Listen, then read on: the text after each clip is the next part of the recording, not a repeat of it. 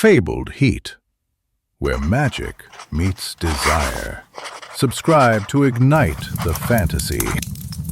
The scent of jasmine and sandalwood clung to the humid air, thick enough to taste. I adjusted the silk paithani sari, its intricate peacock design shimmering under the dim light of the merchant's stall. My hands, roughened by years of apothecary work, felt clumsy against the fine weave. I hated markets, but I needed the saffron threads only this merchant, Kadar, carried. Saffron grown in moonlight, rumored to hold potent properties. "Welcome, apothecary Anya," Kadar rasped, his voice like dry leaves skittering across stone. His eyes, dark and knowing, made me uneasy. He always seemed to see more than I wanted him to. Looking for the moon-kissed saffron, I presume. I nodded, avoiding his gaze. "Yes, Kadar, I need a skein." He chuckled, a sound that raised the hairs on the back of my neck. "A potent potion you're brewing, Anya, something to finally reveal the true you." His words were a veiled barb, a constant reminder of the rumors that swirled around me in the village. Whispers of curses and shadowed ancestry. Truth was, I didn't know my true self, or more precisely, I was terrified to find out. I stiffened. "My needs are my own, Kadar, just give me the saffron." He held up a hand, stopping me. "Patience, little bird, today you're getting more than just saffron." He gestured to the back of his stall, where two men stood, cloaked in shadow. One was tall and lean, with an air of coiled power about him. The other was broader, more muscular, his presence a tangible force. "Anya, meet Kai and Ronan," Kadar said, a sly grin splitting his face. "They are gifts, a payment, if you will, for services rendered." I gaped. "Gifts? I didn't ask for gifts, I came for saffron." Kai stepped forward, his eyes, the color of molten gold, locked on mine. "We are more than gifts, Anya, we are bound to you." Ronan followed, his gaze a possessive brand. "By ancient law, a debt owed by our families, we are yours to command." My breath hitched. Bound to me, the men were both stunning. Kai radiated cunning intelligence, while Ronan was pure, untamed strength. The power dynamic made my stomach flip, but I didn't want them. I'd lived a solitary life, dedicated to my craft. I didn't need complications. "This is absurd," I said, trying to keep my voice steady.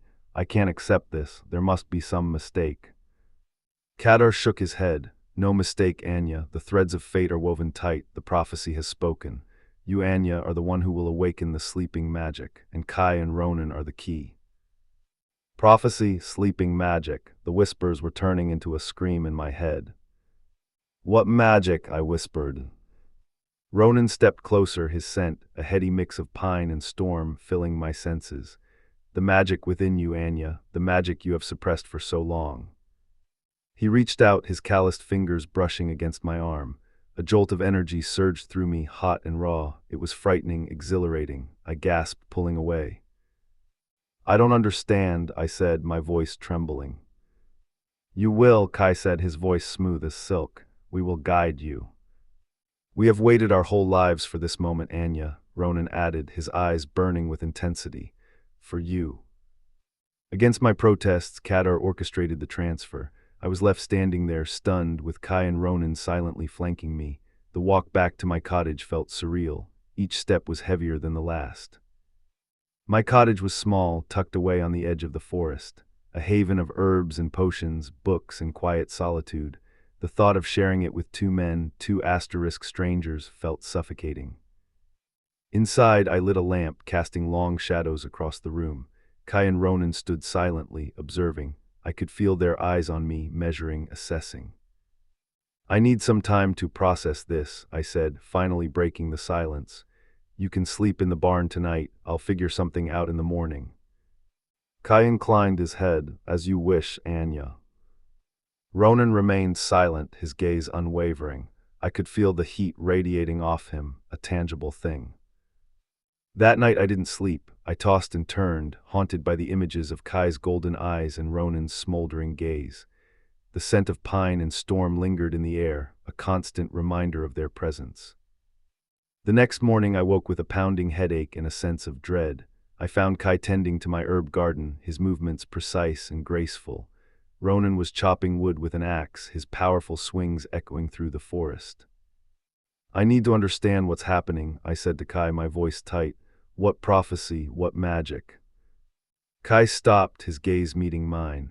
The prophecy speaks of a woman with the blood of the earth in her veins, a woman who will awaken the ancient power and restore balance to the land. And you think that's me? We know it's you, Anya. We have been trained our entire lives for this. We are your guardians, your protectors, your partners.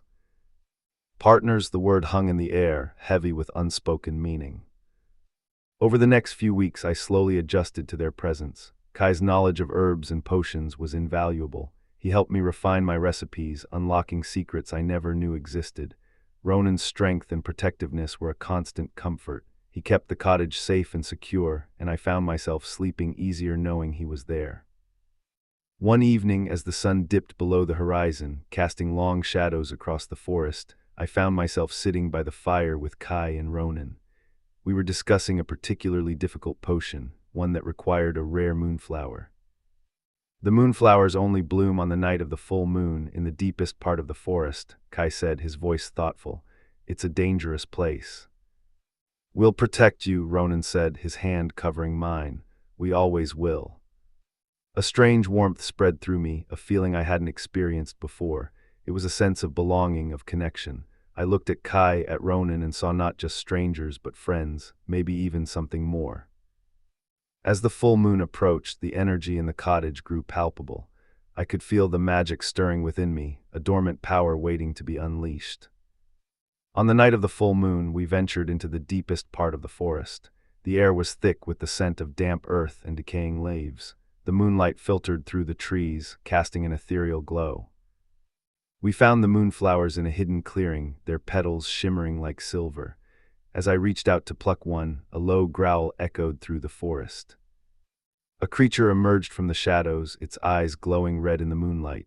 It was a wolf, but larger and more menacing than any I had ever seen. Its fur was matted with blood, and its teeth were bared in a snarl. Ronan stepped in front of me, shielding me with his body. "Stay behind us, Anya," he said, his voice low and dangerous. Kai drew a dagger, its blade glinting in the moonlight. The wolf lunged, and the battle began. Ronan fought with savage strength, his fists connecting with the wolf's body with bone-jarring force. Kai danced around the creature, his dagger finding its mark with deadly precision. I watched in horror, my heart pounding in my chest. I felt useless, powerless. Suddenly the wolf turned its attention to me. It lunged, knocking Ronan aside and sending me sprawling to the ground. Its hot breath washed over me, and its teeth snapped inches from my face. I closed my eyes, bracing for the impact, but it never came. Instead, I felt a surge of energy course through me, a raw, untamed power. I opened my eyes and saw two wolves standing in front of me, their fur the same color as Kai's eyes and Ronan's hair. Kai and Ronan had transformed. They were werewolves. The wolf that had attacked me backed away, its eyes wide with fear. Then, with a final growl, it turned and fled into the forest. Kai and Ronan turned back to me, their eyes filled with concern. "Are you all right, Anya?" Kai asked, his voice rough. I nodded, my mind reeling. Werewolves, my protectors, the men I was starting to care for, were werewolves.